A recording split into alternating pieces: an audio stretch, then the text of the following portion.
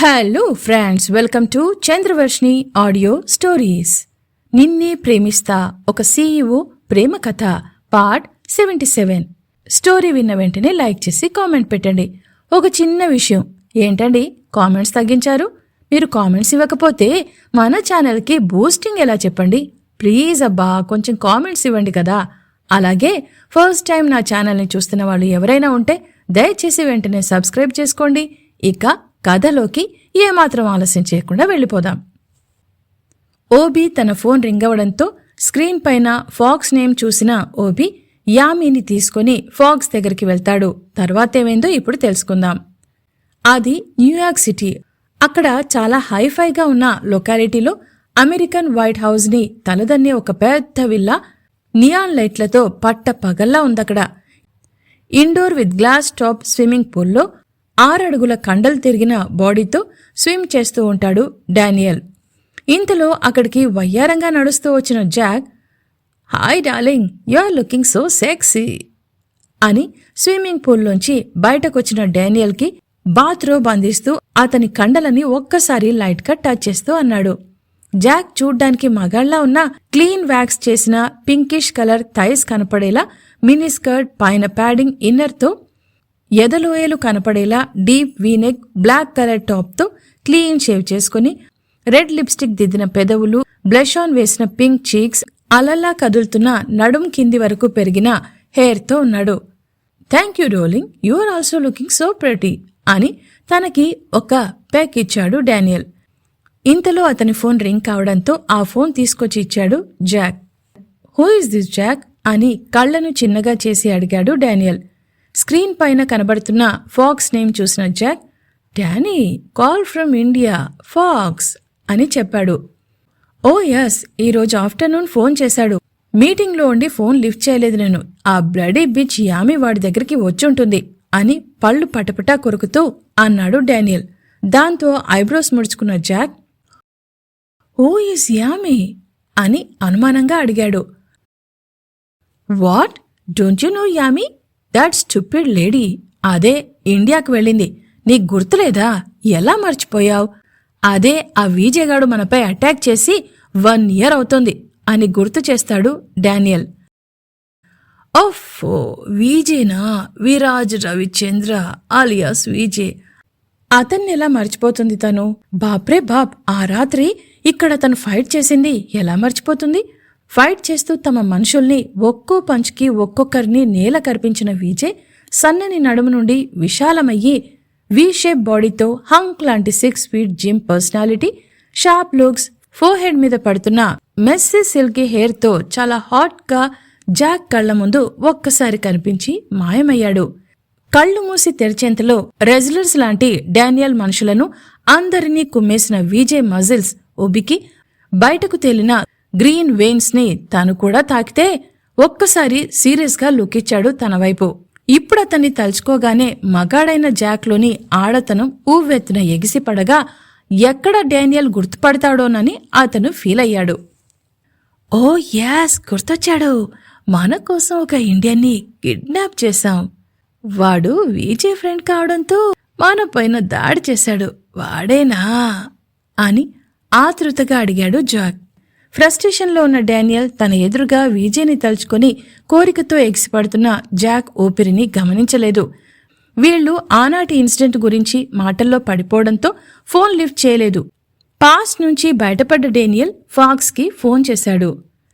ఇక్కడ ఇండియాలో తన ఎదురుగా వచ్చి నిలబడిన యామిని, ఓబీని సీరియస్ గా చూశాడు ఫాక్స్. బయటికి కనపడుతున్న యామి బాడీపై హై కిస్, ఓబీ బాడీపై నేల్ స్కార్స్ చూసి రాత్రి వాళ్ళిద్దరి మధ్య ఏం జరిగిందో ఈజీగానే గెస్ చేసిన ఫాక్స్, హేయ్, మిమ్మల్ని పిలిచి ఎంతసేపు అయిందేంటి? ఇంత లేటుగా వస్తారా?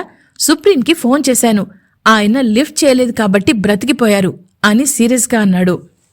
ఒక 10 నిమిషాల్లో డానియల్ నుండి ఫోన్ రావడంతో, హా, గుడ్ మార్నింగ్ సుప్రీం అని మెల్లిగా వినయంగా అన్నాడు Fox. Hey Fox, how are you my friend? మధ్యాహ్నం ఫోన్ చేశావేంటి? ఆ బిచ్ యామి వచ్చిందా నీ దగ్గరికి అని సీరియస్గా అడిగాడు Daniel. Ya supreme, she is here అని అన్నాడు ఫాక్స్. ఒక్కసారి దానికి ఫోన్ ఇవ్వు అని గట్టిగా అరిచాడు డానియల్. అతను కోపంగా అరవడం బయటికి వినపడ్డంతో భయంతో వణికిపోయింది యామి. మెల్లిగా ఫాక్స్ చేతి నుండి ఫోన్ తీసుకున్న Yami, hello supreme, good morning అని భయంగా అంది Yami. How dare you? Why did you go to India without my permission? ఆ వీజే గాడిపై మోజు ఇన్ని రోజులుగా ఉన్నా నీతో ఫ్రెండ్లీగా ఉన్నానని నన్ను ఈజీగా తీసుకున్నావా అని గట్టిగా అడిగాడు డానియల్. నో సుప్రీం, అదేం లేదు. యాక్చువల్లీ లాసియా ఉంది కదా, నీక్కూడా తెలుసు, అదే న్యూయార్క్లో వీజే ఫ్రెండ్, తనతో రూమ్ షేర్ చేసుకుంది అని నసుగుతూ అంది యామి. అయితే మన రూల్స్కి అగెనిస్ట్గా నాకు చెప్పకుండా ఎలా వెళ్ళావు? నువ్వెంటనే ఇక్కడికొచ్చేయి. నువ్వు వీజేకి కనబడితే మన క్రూ అంతా డేంజర్లో పడిపోతుంది. ఫోన్ ఫాక్స్కిచ్చేయి అని మళ్లీ అరిచాడు డానియల్. ఫాక్స్కి ఫోన్ ఇచ్చి పక్కనే బిక్కుబిక్కుమంటూ నిలబడింది యామి. చూడు ఫాక్స్, ఎలాగైనా నువ్వు దగ్గరుండి దాన్ని రేపే ఫ్లైట్ ఎక్కించి ఇక్కడికి పంపించేయి. అదక్కడ ఉండటానికి వీల్లేదు అని ఆర్డర్ వేసిన డానియల్ ఫోన్ కట్ చేశాడు. క్రూరంగా ఉన్న ఫాక్స్ ముఖం మరింత భయంకరంగా మారింది. విన్నావా? సుప్రీం ఏమన్నారో? ఇకనైనా ఒళ్ళు దగ్గర పెట్టుకుని ఉండు, అర్థమైందా అని గట్టిగా అరిచాడు ఫాక్స్. యామికి ఏం చెప్పాలో అర్థం కాలేదు. ఇక్కడ్నుంచి ఇంత తొందరగా వెళ్ళిపోవడం తనకిష్టం లేకపోవడంతో మాడిపోయిన ముఖం పెట్టింది యామి. ఓబీ వైపు తిరిగిన ఫాక్స్, ఓబీ, వెళ్ళా పంచుడు, టికెట్ బుక్ చేయించి ఈరోజు ఈవినింగ్ తన్ని ఫ్లైట్ ఎక్కించు అని కఠినంగా చెప్పాడు. ఈరోజే ఉన్న పలంగా తొందరగా పంపటం అంటే కష్టం, రేపైతే వీలవుతుందని అందరికీ తెలుసు. Yami, be careful with supreme. అయినా నువ్వాయంతోనే ఉంటావు కాబట్టి అతడెలాంటివాడో నీకు బాగా తెలుసు అని వార్నింగ్ ఇచ్చాడు ఫాక్స్. ఫాక్స్ ప్లీజ్, ఒక 2 డేస్లో నేను వెళ్ళిపోతాను అని రిక్వెస్ట్ చేసింది యామి. ఆమె అలా అడగడంతో సీరియస్గా చూసిన ఫాక్స్, ఇక్కడ నీకేం పని?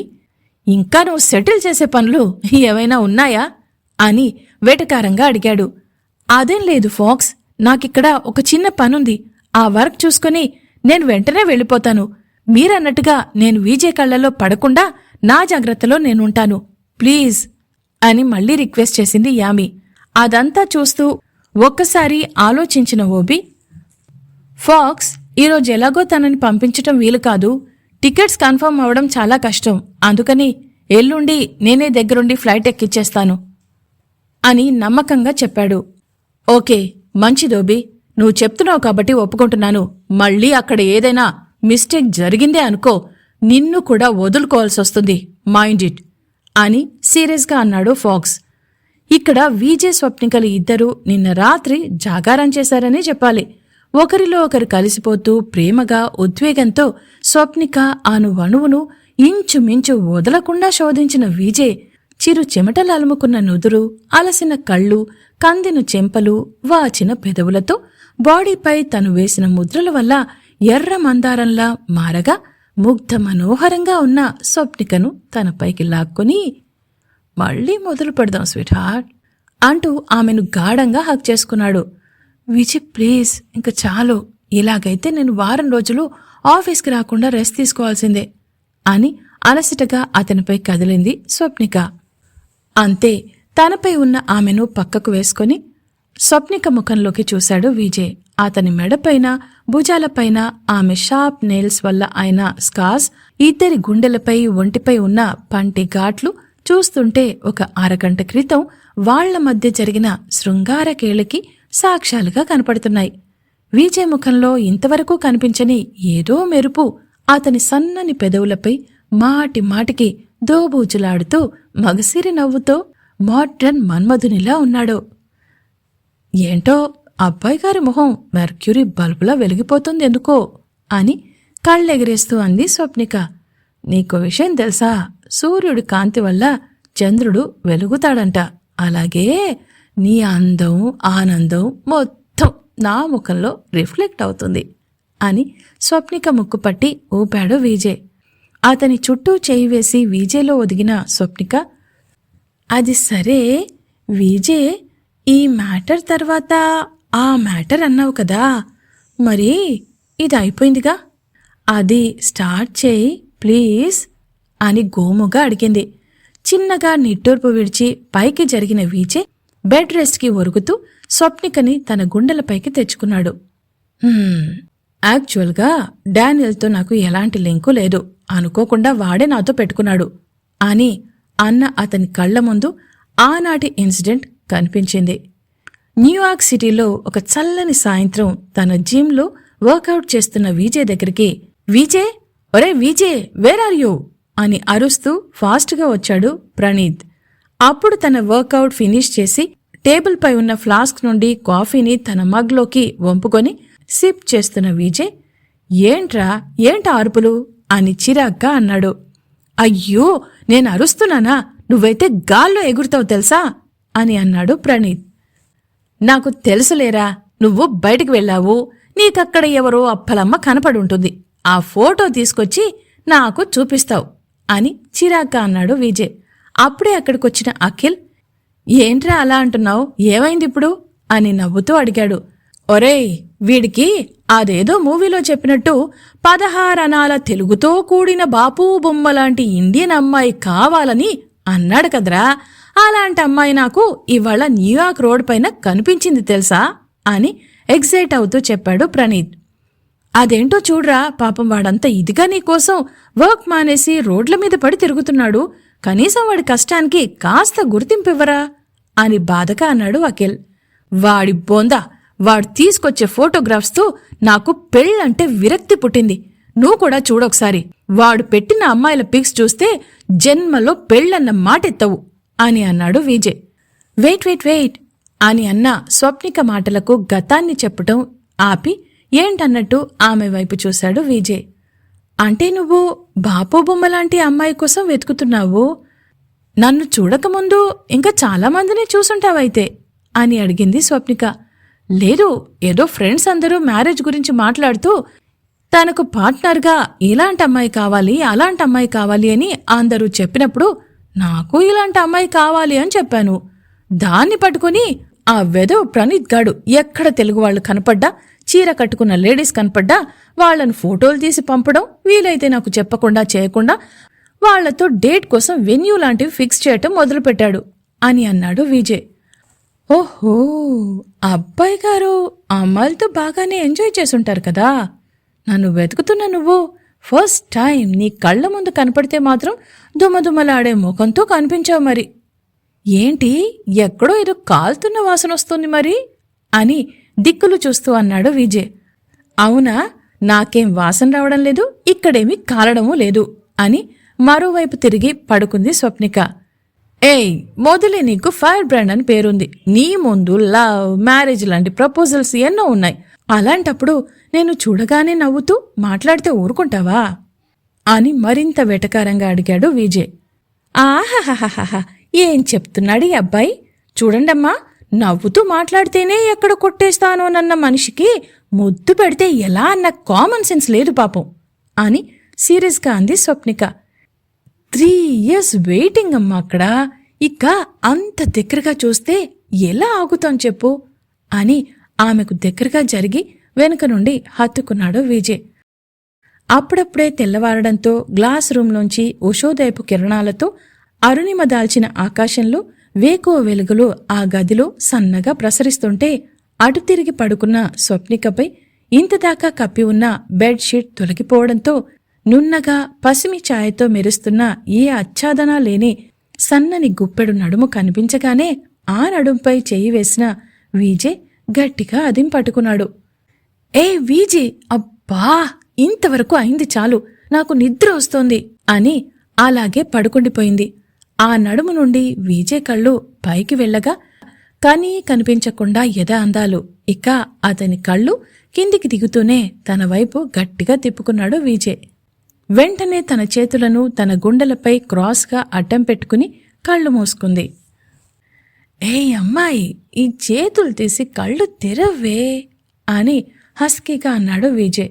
నో నో నో విజయ్, నేనిలా ఉంటే ఏంటి, నువ్వు ముందుకు ప్రొసీడ్ అవ్వు అని అంది స్వప్నిక. ఆమె మాటలకు అర్థం తెలిసిన మన కొంటె కృష్ణుడు విజయ్ పెదవులపై ఒక ఈవిల్ స్మైల్ మెల్లిగా వచ్చి చేరింది. పాపం స్వప్నిక ఒక్కసారి కళ్ళు తెరిచి ఆ నవ్వును చూసినా బాగుండేది. ఓకే, ఇట్స్ యువర్ విష్, నీ ఫేస్, ఐసే కాదు, నీ టోటల్ బాడీ అన్నా నాకిష్టమే అని ఆమె పలుచని పొట్టపై మధ్యలో ముత్తెంలా మెరుస్తున్న నాభిపై తన పెదవులతో ఆటలాడుతూ ముద్దులు మొదలుపెట్టాడు విజయ్. తనలో ఏదేదో అయిపోతూ ఉంటే స్వప్నిక గబుక్కున క్రాస్గా పెట్టుకున్న తన చేతులు తీసి విజయ్ ముఖాన్ని తన పొట్టకు అదుముకొని, విజయ్ విజయ్ ప్లీజ్ చంపకు నన్ను. నిన్ను ప్రొసీడ్ కమ్మన్నది నువ్వు చెప్తున్న దాని గురించి, ఇక్కడ కాదు అని వణుకుతున్న గొంతుతో అంది. మధ్యలో ఇంటరప్ట్ చేస్తే ఇదే బాధ స్వీట్ హార్ట్. మళ్ళీ ముందు నుండి చెప్పాలి. మళ్ళీ మనం ఒక రౌండ్ వేసుకోవాల్సిందే అని తన పెదవులతో మీసాలతో రాస్తూ నడుమంపులో చేరిపోయి కితకితలు పెట్టాడు విజయ్. సారీ విజయ్, ప్లీజ్ చెప్పు, చాలా ఇంట్రెస్టింగ్గా ఉంది అని అంది స్వప్నిక.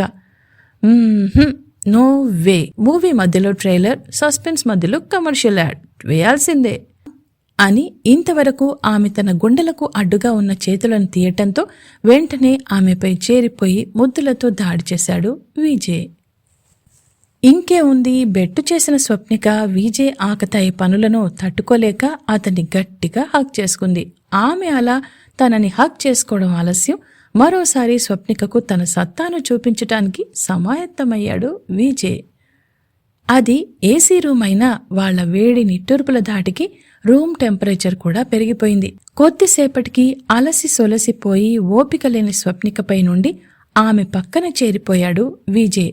తన పక్కన చేరిన విజయ్ని ప్రేమగా హక్ చేసుకుని కళ్ళు మూసుకుంది స్వప్నిక. ఓబీతో కలిసి సిటీలో ఎంటర్ అయిన యామి తిన్నగా తను ఇంతకుముందు లాస్యతో ఉన్న హోటల్కి వెళ్లి రిసెప్షన్లో కలిసిన Yami, hey this is Yami D'Souza, Parashuram గారి డాటర్ లాస్య ఫ్రెండ్ని, మాకు రూమ్ కావాలి అని అంది. ముందుగా ఆమెకు రూమ్ ఇవ్వడమా వద్దా అని ఆలోచించిన రిసెప్షనిస్ట్ ఆ రెస్టారెంట్ ప్రొప్రైటర్ ముకుందానికి ఫోన్ చేసి, సార్, మొన్న మధ్య మన విజయ్ సార్తో చెంపదెబ్బ తిన్న మేడం, అదే సార్, మన పరశురామ్ గారి అమ్మాయి లాస్య ఫ్రెండ్ యామికి రూమ్ కావాలంట అని అంది. ముకుందం ఒక్కసారిగా ఆశ్చర్యపోయి, ఎవరొచ్చారు అని అడిగాడు.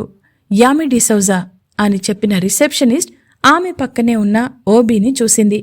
దిస్ ఈజ్ ఓబీ అని చెప్పడంతో అదే మాట ఫోన్లో ఉన్న ముకుందంతో చెప్పగా, పోన్లే రూమ్ ఇచ్చేసే, ఈరోజు మన రెస్టారెంట్ బ్యాంకెట్ హాల్లో ఆ లాస్య బర్త్డే పార్టీ ఉంది. మొదలే ఈ మేడం ఆమె ఫ్రెండ్, ఇవ్వకపోతే లేనిపో న్యూసెన్స్ అని ముకుందం అనగానే రిసెప్షనిస్ట్ యామి వాళ్లకు రూమ్ కీస్ ఇచ్చింది.